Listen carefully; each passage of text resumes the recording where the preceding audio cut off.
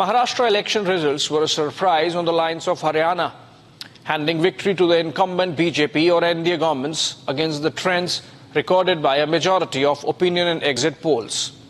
At least 2 exit polls did get it right in the case of Maharashtra, while 100% of them were wrong on Haryana. The surprise element was owing to the turnaround from June, when the BJP had lost considerable ground. If June was the party's worst electoral performance in decades, November has brought the best ever. The post-results analysis is centered around 2 key factors. One, that there was a surge in women voting, and much of it went to the Maha Yuti due to the Majhi Ladki Bahin cash transfer scheme. This could be a reasonable explanation given that in Jharkhand, a similar cash transfer scheme called Mai Saman helped swing women votes in favor of Hemant Soren, bringing him back to power. 2. The counter-polarization of the majority Hindu community on the back of Ek Hai to Safe Hai pitch made the BJP emerge biggest winner in Muslim-dominated constituencies also. Let's look at this aspect in a little greater detail.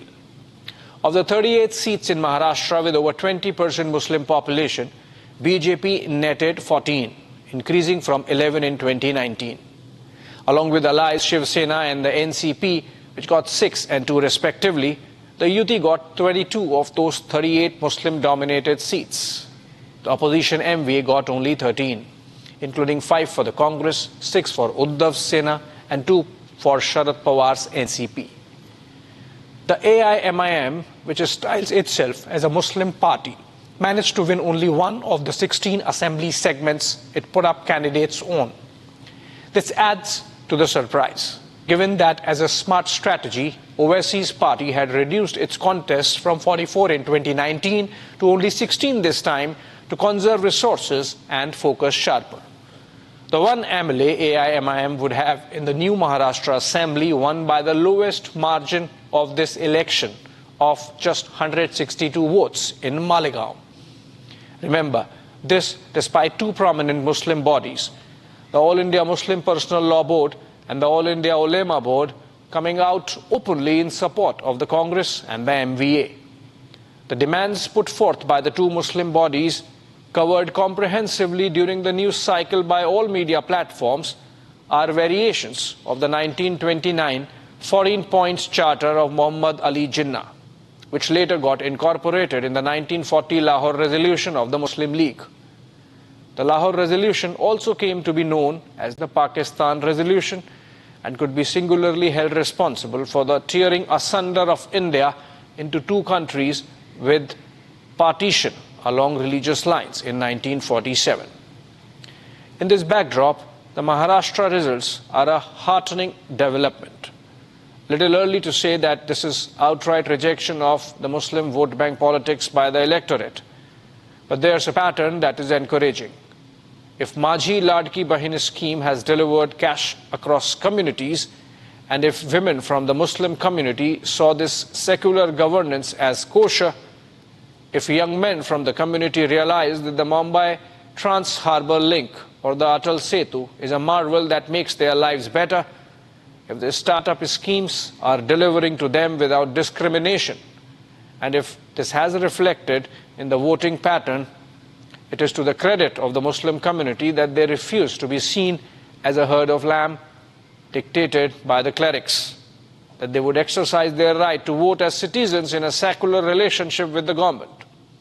There is a reason to believe that Muslims did not carry out a feared vote jihad. The Baikala seat in Mumbai has 41% Muslim electorate. Here, the main contest was between the Uddhav Sena and the Shinde Sena, and not between the Congress and the AIMIM. There are similar examples from across the state explaining Maha Yuti's lead over the MVA in the 38 seats that have a substantial minority vote. And while all eyes were on Maharashtra, a bigger story unraveled in an Uttar Pradesh bypoll. Kundarki assembly segment in Moradabad district showed a miracle result. BJP won the seat, which has 65% Muslim population. The party's candidate Thakur Ramveer Singh's victory against 11 Muslim candidates, including one of the Samajwadi Party, could not be without Sabka Saath, Sabka Vikas working on the ground. And if that be the case, where does BJP's politics go from here? The Ek Hai to Safe Hai slogan was the BJP's response to the possible Muslim polarization it saw during the general elections. On the Muslim side, a repeat of Lok Sabha pattern did not happen, giving the BJP dividends. As they say, you cannot make a souffle rise twice. In which case, going forward, would the BJP broaden the appeal of Ek Hai to Safe Hai, taking the communal sting out of it, and make it inclusivist on the lines of Sabka Saath, Sabka Vikas? That brings me to a seemingly unconnected development: the violence that has broken out in Sambal town of Uttar Pradesh.